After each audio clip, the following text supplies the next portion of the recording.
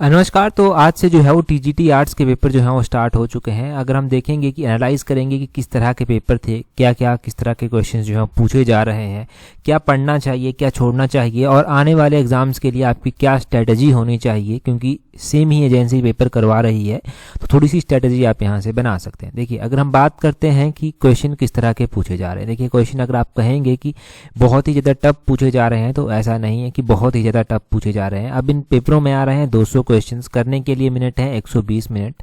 तो इतना एनालाइज करना कि किस सेक्शन से कितने क्वेश्चन आए थे ये बहुत ही टफ हो जाता है। चाहे क्वेश्चन कम भी होते, टाइम इतना ही होता, तब भी ये काउंट करना और ये गिन कर रखना याद कि कितने क्वेश्चन किस सेक्शन से आए थे, ये तो डिफिकल्ट है। परंतु फर्स्ट इंस्टेंस में देखेंगे तो एचपीजीके की सबसे पहले बात करेंगे। जैसी TGT medical, TGT non medical में एचपीजीके पूछी गई है, वैसी ही और उतने ही क्वेश्चन एचपीजीके के जो है वो लगभग यहाँ पर पूछे जा रहे हैं। ऐसा नहीं है कि 8 से 10 क्वेश्चन ही, इतने से ही क्वेश्चन जो है वो एचपीजीके के पूछे जा रहे हैं। सेम वही करंट अफेयर का है। करंट अफेयर जितने टीजीटी मेडिकल नॉन मेडिकल में पूछे गए उतने ही यहाँ पर पूछे जा रहे हैं। 2-4 क्वेश्चन आगे पीछे हैं और किसी शिफ्ट में ज़्यादा है, किसी में कम है, बस उतना ही फर्क है। रीजनिंग का भी वही हाल है, हिंदी का भी वही हाल है, इंग्लिश का भी वही हाल है। बाकी हम सब्जेक्टिव पेपर की बात करते हैं कि यहाँ पर सब्जेक्टिव पेपर कैसा था। तो हिस्ट्री के क्वेश्चन हाँ थे, हिस्ट्री के क्वेश्चन और अटेम्प्ट करने लायक क्वेश्चन जो था वो थे, जो जिनसे मैंने बात की है वहाँ पर यही पता चलता है। पॉलिटिकल साइंस के क्वेश्चन बहुत ज़्यादा कहेंगे कि हाँ कोई 30-40 क्वेश्चन आगे थे, इतने नहीं थे। ऐसे मतलब मॉडरेट जैसे क्वेश्चंस थे, करने लायक क्वेश्चन जो था वो थे।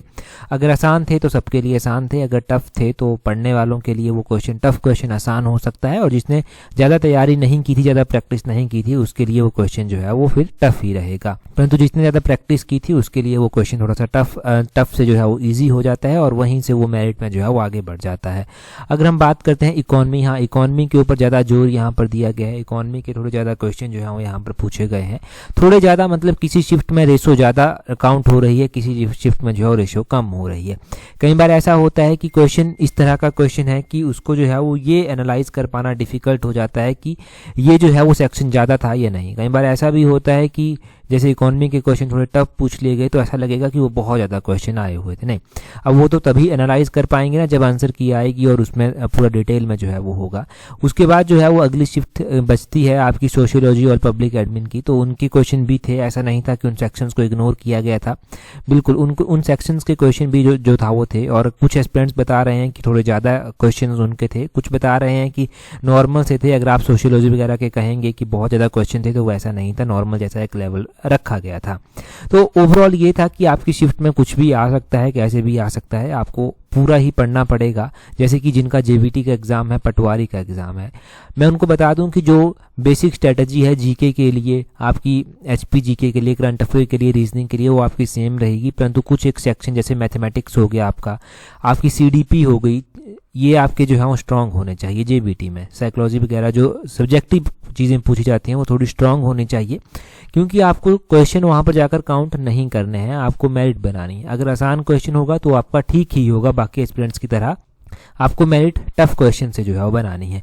पटवारी में मैथ के ऊपर ज़्यादा फोकस करना पड़ेगा, रीजनिंग भी थोड़ी स्ट्रांग रखनी पड़ेगी यहाँ पर आपको पटवारी में भी। अब देखिए, हिंदी इंग्लिश को माना जाता है कि ये बहुत ही आसान पेपरों में पूछी गई थी, परंतु अगर ऐसा कहें कि हिंदी इंग्लिश आप 100% सही कर आ जाएंगे तो वो भी पॉसिबल नहीं हो पाता। जब आप आंसर की जो है वो चेक करते हैं, वो भी तभी पॉसिबल हो जाता है जब आपने तैयारी जो है वो की होती है। तो हिंदी इंग्लिश को पढ़े, मतलब बेसिक है बेशक, परंतु उसको जो है थोड़ा सा पढ़ना ज़रूरी है, मात्राओं का ज्ञान होना ज़रूरी है, सेंटेंस फॉर्मेशन, आपको छोटी छोटी चीज़ें पता होनी चाहिए। तो सब्जेक्ट में फोकस करना है, परंतु ऐसा नहीं कि आप जो है वो जीके के ऊपर ही फोकस किए जा रहे हैं, मैथ को भूल गए हैं, नहीं वैसा नहीं है। अब देखिए, हमने जो टेस्ट सीरीज चलाई है जिसमें स्लॉट 4 में पटवारी की टेस्ट सीरीज है ना, उसमें हमने क्या किया है, उसमें मैथमेटिक्स के लिए हमने अलग से एक टेस्ट सीरीज जो है वो चलाई है। उसमें सेक्शंस हम बता देते हैं कि ये सेक्शन आपको पढ़ना है और यहाँ से क्वेश्चंस पूछे जाएंगे और वही क्वेश्चंस आप तैयार करते हैं, फिर वही टेस्ट आपका होता है और उसमें जो है वो आप खुद को एनालाइज कर पाते हैं। बाकी तो चला ही है सब कुछ, जो एचपी जीके है, ओवरऑल जीके है, ये सब तो आपका चला ही है, इसमें तो आप अच्छा परफॉर्म कर ही रहे हैं। परंतु जहाँ से मेरिट बन सकती है, हम उन चीज़ों के ऊपर भी काम करने की कोशिश कर रहे हैं। अभी देखिए, इस बार ये पेपर हुआ है नए टाइप का पेपर।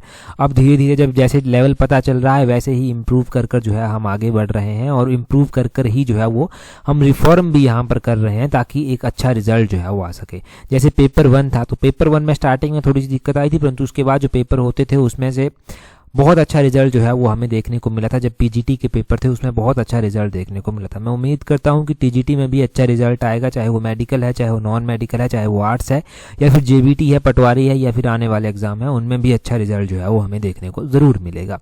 और अगर आप तैयारी कर रहे हैं टेस्ट के लिए, आने वाले एग्जाम्स के लिए, तो आप टेस्ट सीरीज तो ज्वाइन कर ही सकते हैं, जिसका लिंक नीचे डिस्क्रिप्शन बॉक्स कमेंट बॉक्स में साथ में ही आप हमारे टेलीग्राम चैनल पर जुड़ सकते हैं, जहां पर हम आपको अपडेट्स जो है वो देते रहते हैं। टेलीग्राम पर ज्वाइन करने के लिए अपने टेलीग्राम से @allexam31 करके जो है वो सर्च करना।